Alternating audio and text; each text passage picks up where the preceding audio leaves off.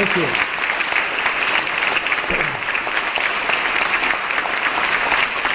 Thank you. Thank you, Mr. Speaker, Mr. Senate Pro Tem, fellow constitutional officers, members of the judiciary, and all my friends gathered here this morning. The message this year is clear. California has once again confounded our critics. We've wrought in just 2 years a solid and enduring budget. And by God, we're going to preserve and keep it that way for years to come.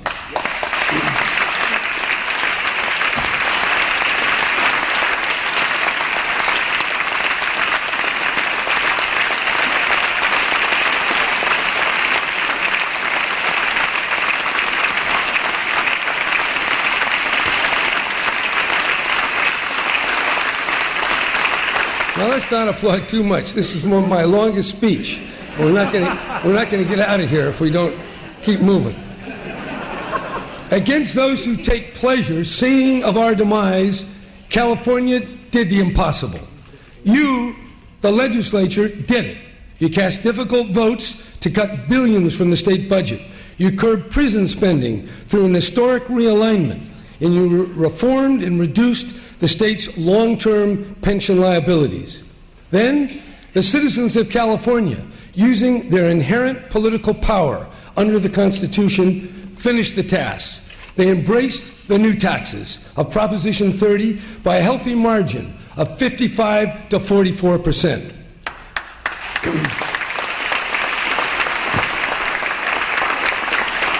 Members of the legislature, I salute you for your courage, for wholeheartedly throwing yourself into the cause. I salute the unions, their members, and their leaders. You showed what ordinary people can do when they're united and organized. I salute those leaders of California business and the individual citizens who proudly stood with us. I salute the teachers and the students and the parents and the college presidents, the whole school community. As the great jurist Oliver Wendell Holmes once said, when describing what stirs people to action, feeling begets feeling, and great feeling begets great feeling. You were alarmed. You stirred yourself to action, and victory was the outcome. That was 2/12, and what a year. In fact, both 2011 and 2012 were remarkable. You did great things. Your one-third renewable energy mandate, the reformers of workers' compensation, the reorganization of state government, protecting our forests and strengthening our timber industry, reforming our welfare system, and launching the nation's first high-speed rail system. But of course, governing never ends. We have promises to keep, and the most important one is the word we made to the people if Proposition 30 passed, that we would guard jealously the money temporarily made available. This means living within our means and not spending what we don't have. Fiscal discipline is not the enemy of our good intentions, but the basis for realizing them.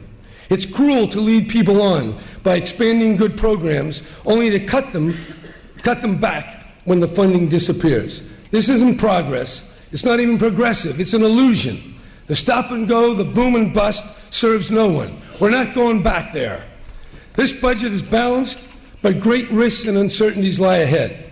The federal government, the courts, or changes in the economy all could cost us billions and drive a hole in the budget. The ultimate costs of expanding our health care system under the Affordable Care Act are unknown. Ignoring such unknown unknowns would be folly. In fact, they're known unknowns, just as it would be to pay down our wall of debt. That's how we plunged into a decade of deficits. Recall the story of Genesis and Pharaoh's dream of 7 cows, fat-fleshed and well-favored, which came out of the river, followed by 7 other cows, lean-fleshed and ill-favored. Then the lean cows ate up the fat cows. The Pharaoh could not interpret his dream until Joseph explained it to him, that the 7 fat cows were 7 years of great plenty, and the 7 lean cows were 7 years of famine that would immediately follow. The Pharaoh took the advice of Joseph and stored up great quantities of grain during the years of plenty. When famine came, Egypt was ready. The people has given us 7 years of extra taxes. Let us follow the wisdom of Joseph, pay down our debts, and store up reserves against the leaner times that will surely follow. In the midst of the Great Depression, Franklin Roosevelt said, "There's a mysterious cycle in human events. To some generations, much is given. Of other generations, much is expected. This generation has a rendezvous with destiny. We, right here in California, have such a rendezvous with our own destiny. All around us, we see doubt and skepticism about our future and that of America's. But we have accomplished together, all the people in this room, and what you'll accomplish coming up. Indeed, the whole history of California belies such pessimism. Remember how California began. In 1769, under King Charles III, orders were issued to Jose de Galvez, the Visitor General of Baja California. Occupy and fortify San Diego and Monterey for God and the Crown of Spain. Gaspar Portola and a small band of brave men made their way slowly north along an uncharted path. Eventually they reached Monterey, but they couldn't recognize the bay in the dense fog. With their supplies failing, they marched back to San Diego, forced to eat the flesh of emaciated pack mules just to stay alive. Undaunted, Portola sent for provisions from Baja California and promptly organized a second expedition. He retraced his steps northward along what was to become El Camino Real, the King's Highway. This time, Father Serra joined the expedition by sea. The rest is history, a spectacular history of bold pioneers meeting every failure with even greater success. The founding of the missions, secularized and sold off in little more than 50 years. The displacement and the devastation of the native people. The discovery of gold. The coming of the 49ers and adventurers from every continent. First by the thousands, and then by the hundreds of thousands. Then during the Civil War, under President Lincoln, the Transcontinental Railroad and land-grant colleges, followed by the founding of the University of California, and oil production, movies, and aircraft industry, the longest suspension bridge in the world, aerospace, the first freeways, grand water projects, jet propulsion laboratory, venture capital, Silicon Valley, Hewlett-Packard, Apple, Qualcomm, Google, and countless others, existing and still just imagined. What is this but the most diverse, creative, and longest-standing mass migration in the history of the world? That's California, and we are our sons and daughters. This special destiny never ends. It slows, it falters, it goes off the track in ignorance and prejudice, but soon resumes again, more vibrant and more stunning in its boldness. The rest of the country looks to California, not for what's conventional, but for what's necessary to keep faith with our courageous forebears. What we've done together and what we must do in the coming years is big, but it pales in comparison to the indomitable courage of those who discovered and each decade thereafter built a more abundant California.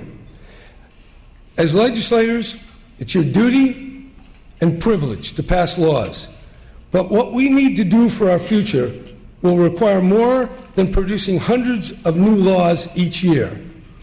Montaigne, the great French writer of the 16th century, in his essay on experience, wisely wrote, "There is little relation between our actions, which are in perpetual mutation, and fixed and immutable laws.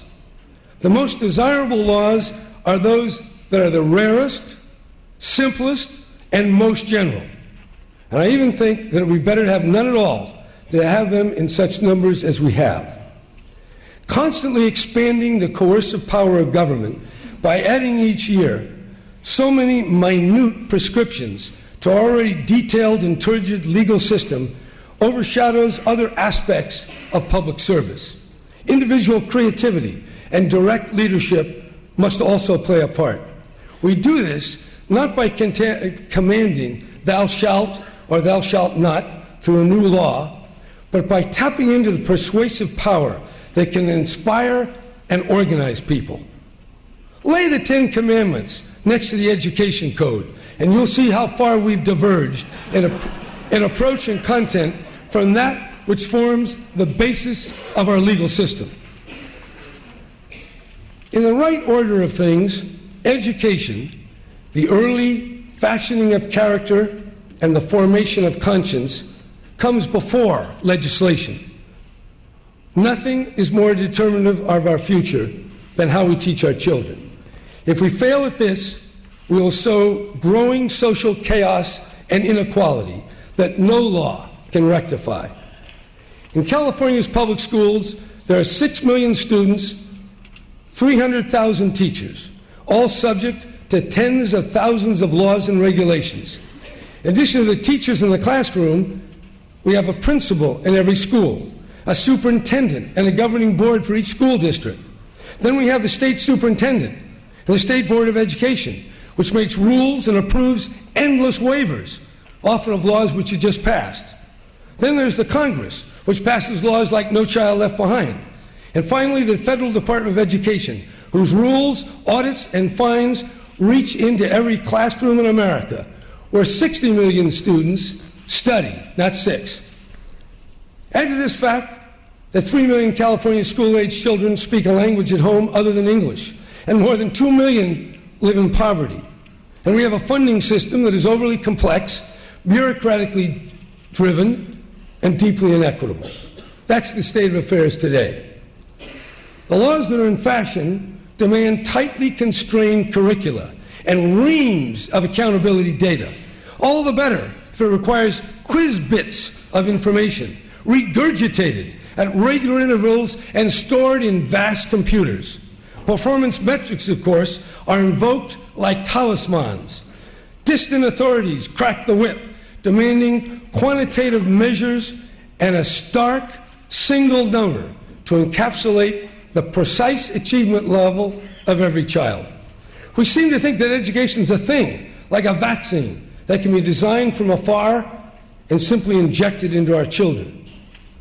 But as the Irish poet William Butler Yeats said, education is not the filling of a pail, but the lighting of a fire.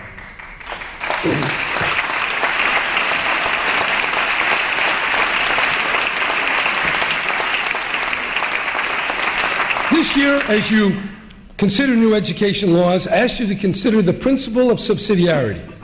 Subsidiarity is the idea that a central authority should only perform those tasks which cannot be performed at a more immediate or local level. In other words, higher or more remote levels of government, like the state, should render assistance to local school districts, but always respect their primary jurisdiction and the dignity and the freedom of teachers and students. Subsidiarity is offended when distant authorities prescribe in minute detail what is taught, how it is taught, and how it is to be measured. I'd prefer to trust our teachers, who are in the classroom each day doing the real work, lighting fires in young minds.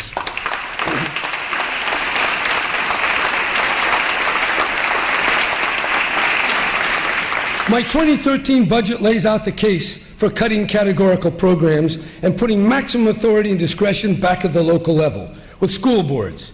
I'm asking you to approve a brand new local control funding formula which distributes supplemental funds, not the basic funds, supplemental ones, over an extended period of time to school districts based on the real world problems they face. This formula recognizes that a child in a family making $20,000 a year, or speaking a language different from English, or living in a foster home requires more help. Equal treatment for children in unequal situations is not justice.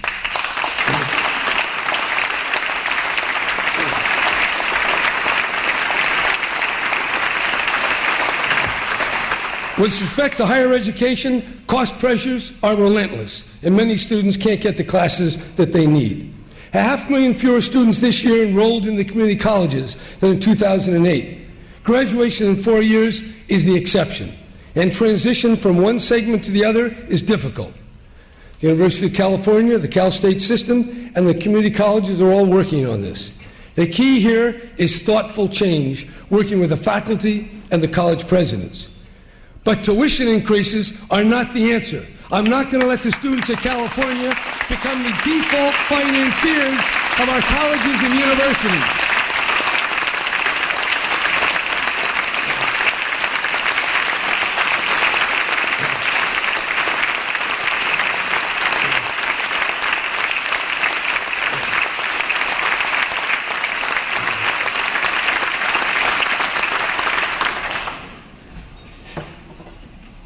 California was the first in the nation to pass laws to implement President Obama's historic Affordable Care Act. Our health benefit exchange, called Covered California, will begin next year, providing insurance to nearly 1 million Californians. Over the rest of this decade, California will steadily reduce the number of the uninsured. Today, I'm calling for a special session to deal with those issues that must be decided quickly if California is to get the Affordable Care Act started by next January. The broader expansion of Medi-Cal that the Act calls for is incredibly complex and will take more time.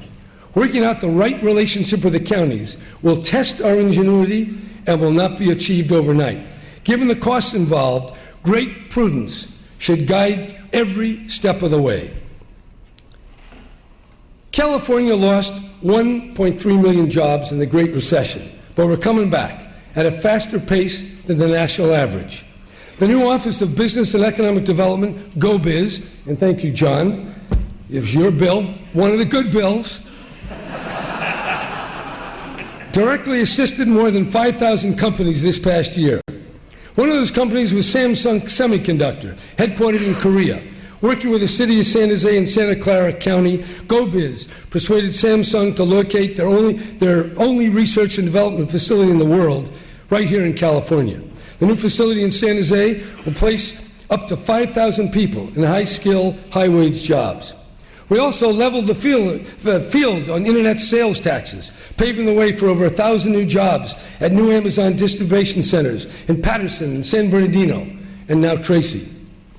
This year, we should change both the Enterprise Zone program and the job hiring credit. They aren't working.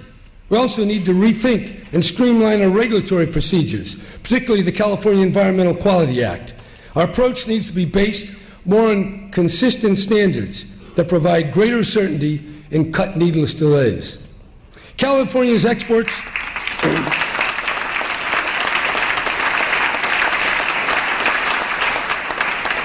that gives the Republicans something to clap about. California's exports are booming, and our place in the world economy has never been stronger. Our ties with the People's Republic of China are deep, from the Chinese immigrants crossing the Pacific in 1848 to hosting China's next president in Los Angeles last February. This year, we'll take another step to strengthen the ties between the world's second and ninth largest economies. In April, I'll lead a trade and investment mission to China with the help of the Bay Area Council and officially open California's new trade and investment office in Shanghai. Central to the life of our state is water, and 1/6 of that water flows through the San Joaquin Delta. Silicon Valley, the Livermore Valley, farmers on the east side of the San Joaquin between Fresno and Kern County, and farmers on the west side between Tracy and Los Banos, urban Southern California, and northern Contra Costa, all are critically dependent on the Delta for water. If, because of an earthquake, they used to call it a 200-year storm, but it might be a 100-year storm, last one was in the 1860s, or a sea level rise, that the Delta fails, the disaster would be comparable to Hurricane Katrina or Superstorm Sandy. Losses of at least $100 billion and 40,000 jobs. I'm going to do whatever I can to make sure that doesn't happen. My proposed plan is 2 tunnels, 30 miles long and 40 feet wide, designed to improve the ecology of the Delta with almost 100 square miles of habitat restoration. Yes, that's big, but so is the problem. The London Olympics lasted a short while. It cost $14 billion, about the same cost as this project.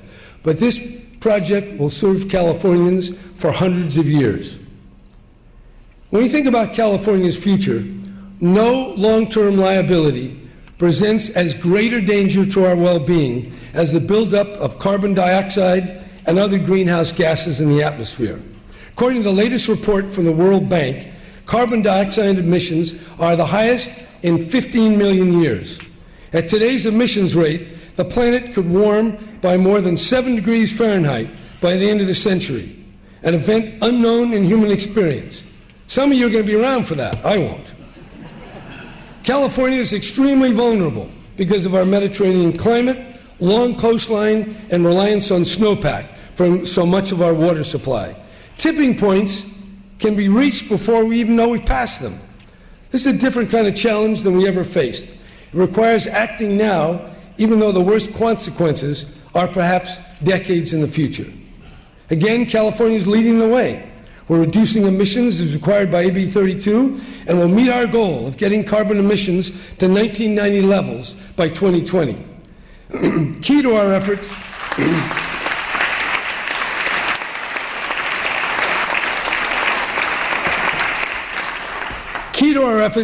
is reducing electricity consumption through efficiency standards for buildings and appliances. Over the last 3 decades, these pioneer efforts have saved Californians $65 billion, and we're not through yet. $65 billion. That's what this legislature did over 30 years ago, and we're still taking profit from it. That's the future, and that's what gets things done. We're also meeting our renewable energy goals, more than 20% renewable energy this year. A few years ago, every utility executive said it couldn't be done, and we've already have. By 2020, we'll get at least 1/3 of our electricity from the sun and the wind and other renewable sources, and probably more. In the years following World War II, California embarked on a vast program to build highways, bridges, and roads. Today, California's highways are asked to accommodate more vehicles than any other state in the nation. Most of the structures were constructed before we knew about climate change and the lethal effects of dirty air. We now expect more. I've directed our transportation agency to review thoroughly our current priorities and explore long-term funding options. Last year, you authorized another big project, high-speed rail. Yes, it's bold, but so is everything about California. Electrified trains are part of the future. China already has 5,000 miles of high-speed rail, and they intend to double that. Spain has 1,600 miles and is building more. More than a dozen other countries have their own successful high-speed rail systems. Even Morocco is building one. The first phase will get us from Madeira to Bakersfield. Then we'll take it through the Tehachapi Mountains to Palmdale, constructing 30 miles of tunnels and bridges. The first rail line through those mountains was built in 1874, and its top speed over the crest is still 24 miles an hour. Then we're going to build another 33 miles of tunnels and bridges before we get the train to its destination at Union Station in the heart of Los Angeles. We all know the story of the little engine that could. The big engines were asked to haul the freight train over the mountain. They said, can't do it. They asked another, can't do it. The little train said, I think I can. And so he pulled the engine pulled in front of the long line of freight cars and started puffing away. I think I can, I think I can, I think I can. I think I can. And over the mountain, the little engine went. We're going to get over that mountain. I have no doubt about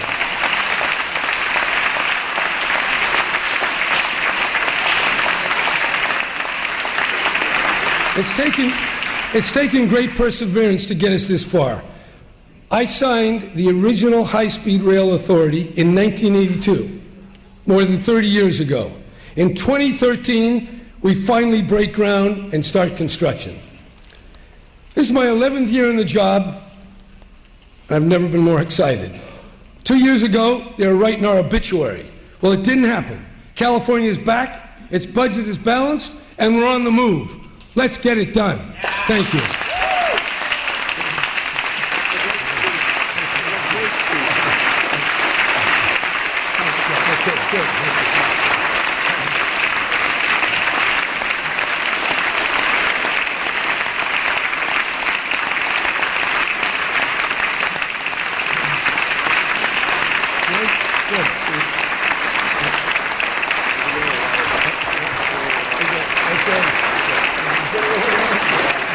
Governor.